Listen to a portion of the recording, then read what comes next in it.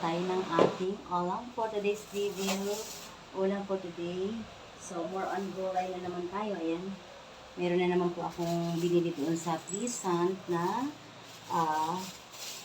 ayan. Alugbate, saloyot. Ayan, dalawang tangkay ng ano. Meron po tayo ditong sitaw, kalabasa. Ayan, dinagdagan ko yung saluyot kasi isa lang yung saluyot again. So ngayon, ang ilalagay po natin dito ay ito po yung ating prinitong hasa-hasa. So ngayon, hahatiin ko po ito. At dalawa lang po ang aking gagamitin dito at ilalagay ko sa ref yung matitira dahil pangbaon po ni Boss Jane. So, ayan.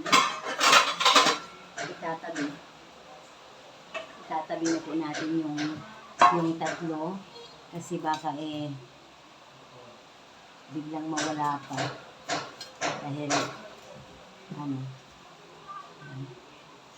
so, yan, baon niya yan, magiging baon niya yung na yan. Siguro dalawa na, okay na yan sa kanyang dalawa or tatlo kasi pwede po magiging ulam din ito bukas na matitira sa kanya. Ayan, so yung dalawa pong matitira is iyan po yung ating paglalagyan ng gulay.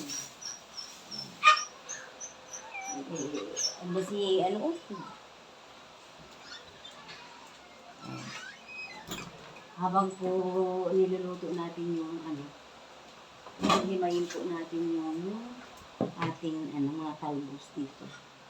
Ayan. Talbos ng ito. Alis! Ayan, saluyot. Napaka-sariwa po ng saluyot. Ayan, yung sariwa siya. Ayan, napakaganda niya.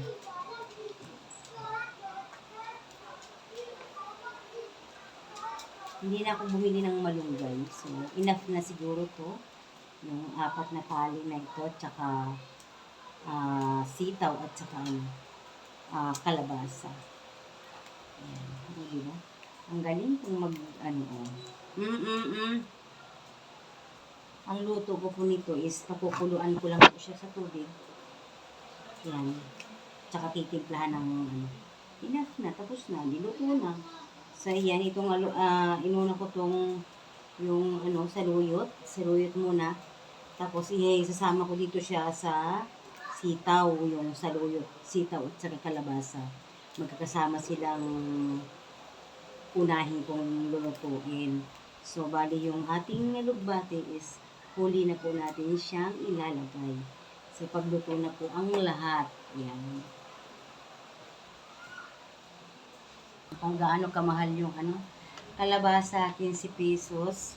Ito naman is 10 piso. Sitaw, 4 na piraso. Oh my goodness, 5 piso ang isang sitaw. Diba? Napakamahal. Lalagyan natin ang ating ulam for this video. Ayan. Ilalagay na po natin ang ating gulay. Ayan, saloyot at saka sitaw, kalabasa. Ayan, halo-halo po yan. Huwag mo natin iwalayin sa kasi ganoon din yun. Halo-halo din sila. Kaya, ayan, pinag-halo-halo ko na rin silang pinugasan. Ayan. Ganyan po ako magluto. So, ayan ang ating gulay for today's video. Ayan. Siyempre, kailangan nating halo-haloin. Tsaka natin nilalagay yung ating isda mamaya. Kasama ng tawag dito. Kasama ng ating alugbate. Ayan. Ayan. Himay na naman tayo ng ating alugbate.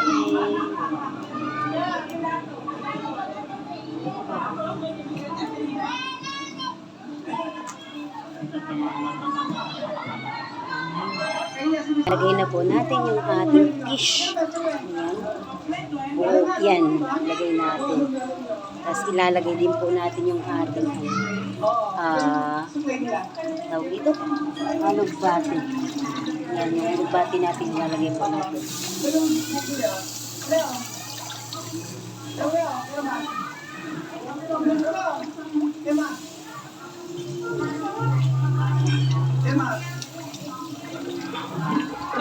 Tapos, haluin natin ng kunti lang para hindi madurog yung ating nilagay na isda dito. Ayan po. Ayan, maya-maya, luto na po yan.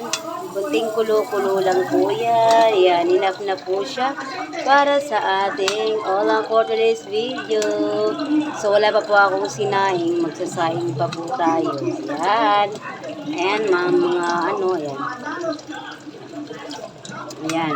Ayan po yung ating all for this video. Siyempre, takpan muna po natin. All for good. For today's video. Ayan, luto na po yan. So, ayan. Thank you for watching mga ka-healthy. Bye-bye!